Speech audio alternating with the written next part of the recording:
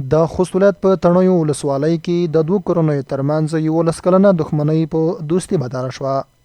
یاده شوې دښمني د ځایي مسؤلینو، قومي مشرانو او علماو کرامو په هڅو حل شوه چې دواړه کورنیو څخه 2 کسانو پکې خپل ژوند له لاسه ورکړی وو. د خوست ولایت د سرحدونو، قومونو او قبایلو چارو رئیس مولوي میا محمدعلي صدقي ویل هڅه یې دا ده چې د قومي مشرانو، علماو کرامو او د سیمې مصلحینو سره په ګډه په دغه ولایت کې شخصي دښمنیو ته د حل لارې ولټوو. د ده په خبره چې تر اوسه یې زیات شمېر شخصي دښمنۍ حل کړي دي او په یاده برخه کې د سیمهوالو او مشرانو د لاسنیوي څخه مننه وکړه. د یادې دښمنۍ مصلحین وایي چې دوی ټول کوشش کوي چې د خلکو ترمنځ د افغانستان اسلامي امارت د مسؤلینو سره په ګډه شخړې او دښمنۍ د تل لپاره حل کړي. نن ورځ د تڼۍ په ولسوالۍ کې د دوی کورنۍ ترمنځ تقریبا 11 کاله کېدل چې د دې ترمنځ بدي وه. په دې کې 2 کسون له منځه تللي وي.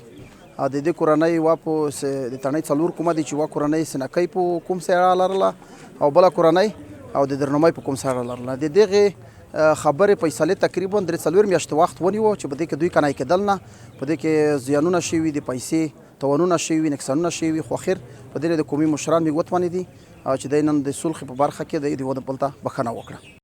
د روغې جوړې کوونکو کورنۍ غړي خوښ دي چې وروسته له 11 کلونو څخه یې بدي حل شوه. دوی وایي چې له دې وروسته څخه به په خپل منځونه کې د تل په څېر راشه درشه کوي.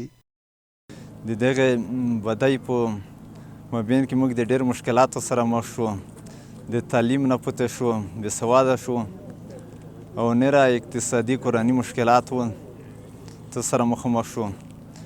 نو موږ نن ورځ جوړه وکړه کمانه دا خو بدی خو بعد شاید این کنه دا 11 کاله کېږي د میګ بدی وای میګ د ترمنځ کې ان میګ مشمون او میګ کرنای ډول مشکلات سره مخامخ و او مقصد ډېر مشکلات وي، اقتصادي مشکلات وي، تعلیمي مشکلات وي، ارزنه به برخه وو. ان شاء الله میګ د وکل خالي کنه یو کله دا میګ به وخت د سناډي کې سره ستو خپل مان کې خاډي کې بسره ستو مقصد دا میګ دښمنی په دستي بدل شو.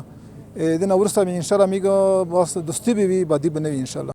د یادونول دا چې د خوست ولایت په تڼیو ولسوالۍ کې له 350 څخه زیات دښمنۍ د شخړو له حل کمیسیون سره ثبت شوي دي چې د ځایي مسؤلینو، قومي مخورو له لوري د حل کولو لپاره هلې ځلې روانې دي.